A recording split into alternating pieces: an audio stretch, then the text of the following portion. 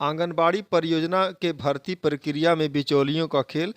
आंगनबाड़ी कर्मचारी व सहायिका एसोसिएशन की प्रदेश अध्यक्ष गीतांजलि मौर्य ने किया खुलासा। नमस्कार साथियों, स्वागत है आपका आजाद आवाज 53 पर और आप सुन रहे हैं प्रवीण कुशवाहा को।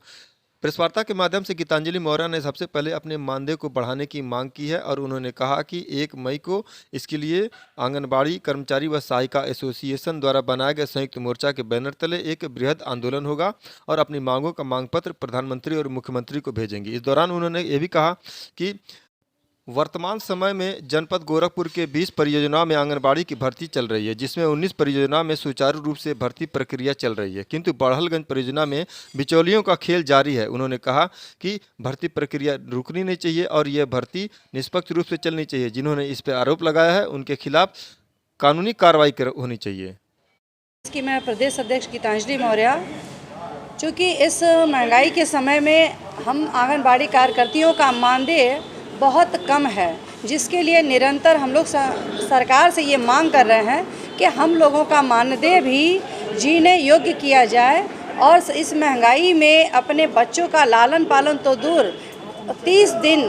का खाना भी इस मानदेय में नहीं हो सकता। इसलिए समय समय पर हम लोग डिमांड करते रहते हैं, जिसके संदर्भ में अभी उत्तर प्रदेश के 4 संगठनों ने मिलकर के संयुक्त मोर्चा बनाया है और संयुक्त मोर्चा के तहत ये निर्णय लिया गया है काफ़ी विचार विमर्श के बाद कि अभी हम सब लोग एक लंबे आंदोलन की रणनीति तय करें और सरकार से समय देते हुए अपने मांगों पर एक ज्ञापन दें,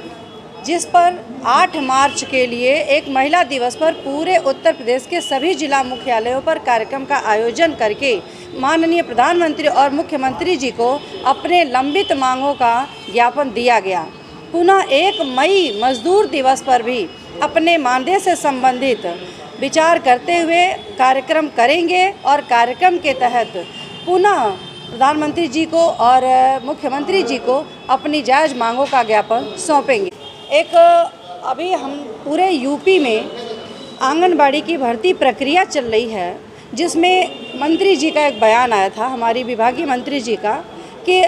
ज़िलों में इस पे बहुत बड़े पैमाने पर धन उगाही की जा रही है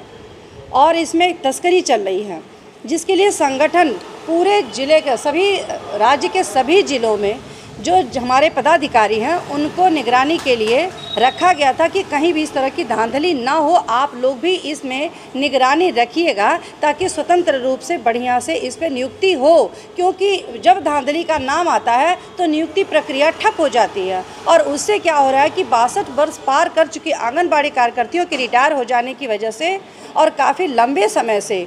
जो आंगनबाड़ी की भर्ती प्रक्रिया नहीं हुई है, इससे बहुत सारे आंगनबाड़ी केंद्र रिक्त पड़ चुके हैं और उन रिक्त केंद्रों की भी जिम्मेदारी हम आंगनबाड़ी कार्यकर्तियों के ही कंधे पर है। लेकिन स्थानीय कुछ दलालों द्वारा हमें यह सूचना दिया गया कि इस भर्ती प्रक्रिया को रुकवाइए, क्योंकि जिसका होना चाहिए उसका नहीं हो रहा है।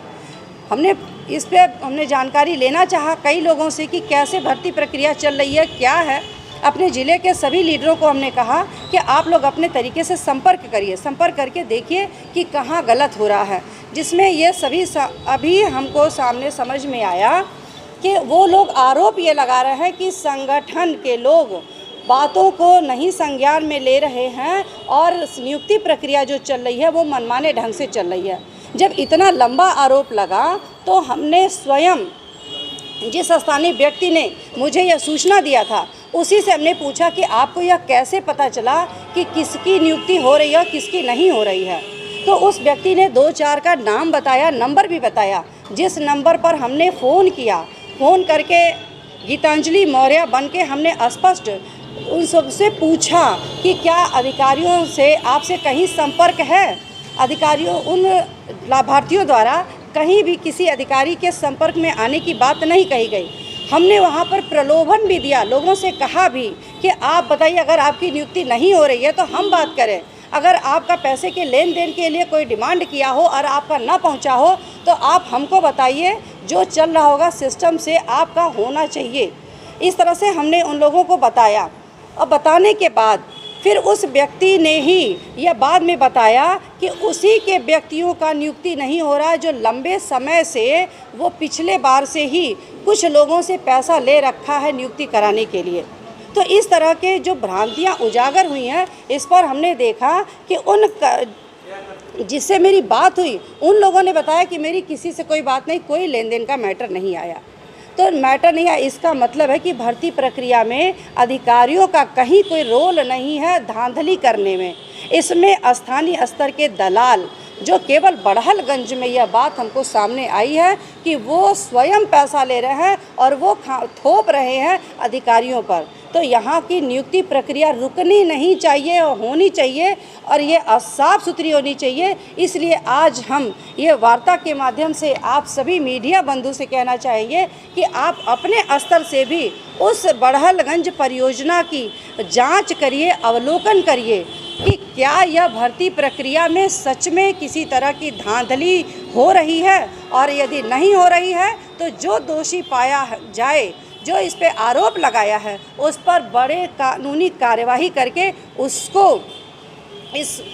जो भी नियमतः जो उसके ऊपर कार्रवाई होनी चाहिए वो कार्यवाही हो, ताकि भविष्य में इस तरह से संगठन और विभाग पर कोई आरोप ना लगाए।